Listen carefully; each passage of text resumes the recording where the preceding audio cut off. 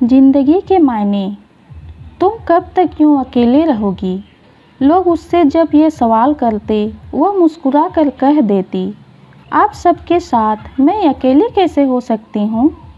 उसकी शांत आँखों के पीछे हलचल होनी बंद हो चुकी थी।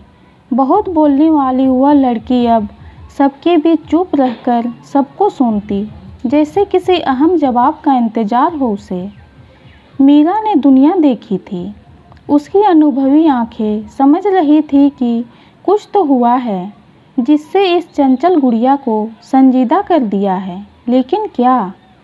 स्वाति, क्या मैं तुम्हारे पास बैठ सकती हूँ? प्यार भरे स्वर में उन्होंने पूछा। ज़रूर आंटी, यह भी कोई पूछने की बात है। मुस्कुराती हुई स्वाति ने खिसक कर बेंच पर उसके बैठने के लिए जगह बना दी। कैसी हो? क्या चल रहा है आजकल? मीरा ने बात शुरू करते हुए पूछा। बस आंटी, वही रूटीन, कॉलेज, पढ़ाई, स्वाति ने जवाब दिया। आप सुनाइए। बस बेटा, सब बढ़िया हैं। आजकल कुछ ना कुछ नया सीखने की कोशिश कर रही हूँ। चश्मे को नाक पर सही करते हुए मीरा ने कहा। अरे वाह, क्या सीख रही हैं इन दिनों? स्वाति ने कृत्रिम उत्साह दिखाते हुए कहा, जिसे मीरा समझकर भी अनदेखा कर गई।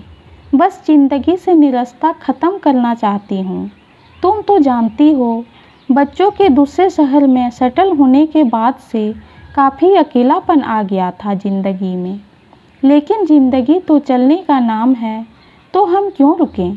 स्वाति की आंखों में झांकते हुए मीरा जी ने कहा था। स्वाति अपनी भावनाओं पर काबू पाते हुए झूठी मुस्कान के साथ मीरा जी की बातें सुन रही थी। तुम बताओ बेटा, तुम्हारी मम्मी शादी के कितने सपने सजाए बैठी है। तुम आखिर उनकी बात मान क्यों नहीं लेती? तुम्हारी ज़िंदगी में भी कुछ नयापन और ताजगी आ जाएगी, देखना। बहुत प्रेम में डूबे शब्दों के साथ मीरा जी स्वाति को समझाने का प्रयास कर रही थी। अपनी खामोशी तोड़ते हुए स्वाति मीरा जी की ओर देखकर बताने लगी कि कैसे उसका रिश्ता एक बहुत ऊंचे और अमीर घरानों में करने की जिद मां लगाए बैठी है। आंटी, क्या सिंबल ऑफ स्टेटस के लिए अपनी बेटी का विवाह ऐसे घर में कराना बुरा नहीं है, जहां मेरे पापा की जीवन भर की कमाई को पानी की तरह बहाना पड़े? लेकिन बेटा, हर माँ बाप का सपना होता है अपने बच्चों को अच्छा भविष्य देने की कोशिश करना, मीरा जी बोली। और अपना आत्मसम्मान, वो तो इन सपनों से पहले आता है ना।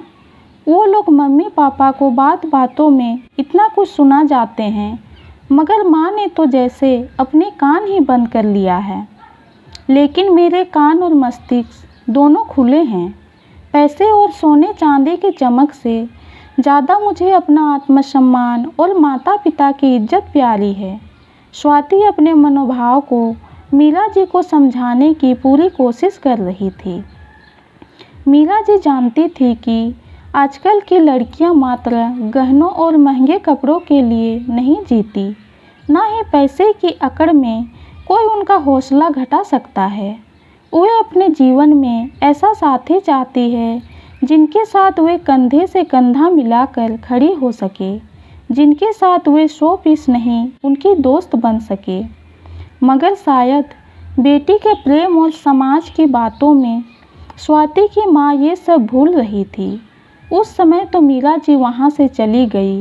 कुछ दिन बाद वे स्वाति की माँ यानी रमा जी को लेने उसके घर आई।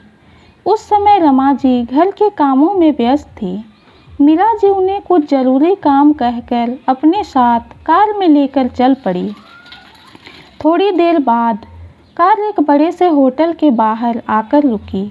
मीरा जी उन्हें अंदर लेकर जाने लगी, मगर रमा जी वहां जाने में कुछ झिझक महसूस करने लगी, क्योंकि वह ना इस प्रकार तैयार होकर आई थी, ना पहले कभी वह इतने महंगे होटल में आई थी। किसी प्रकार मीरा जी की जिद के चलते वे अंदर पहुंच तो गई, लेकिन सब सूटेड बूटेड लोगों को देखकर वे स्वयं को बहुत कमतर महसूस कर रही थी।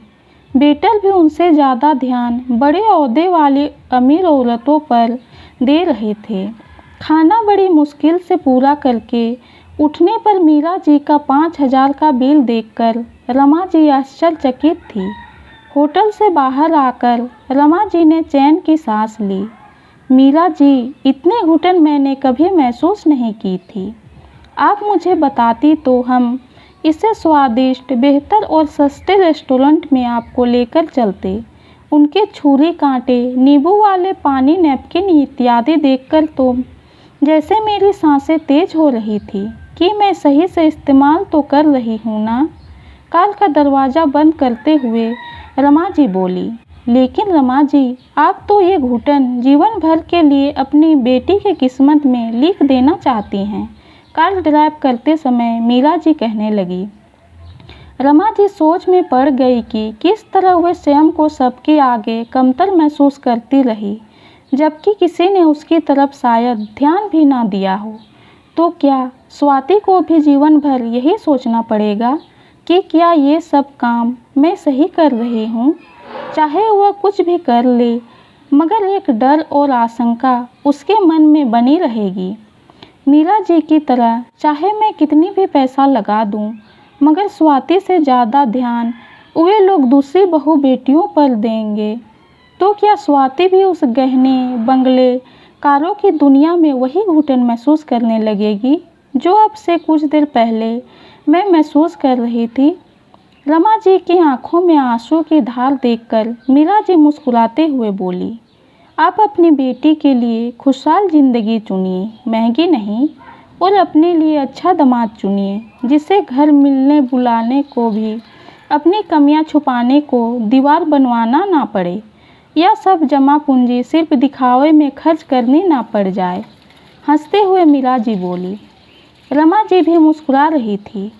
चकाचौंध और माया की ज़िंदगी को देखकर जीवन के मायने तो वे जैसे भूल ही गई थी। ये कहानी आपको कैसी लगी कमेंट में ज़रूर बताइए। कहानी पसंद आई हो तो चैनल को लाइक और सब्सक्राइब कीजिए। कहानी सुनने के लिए आपका बहुत बहुत धन्यवाद।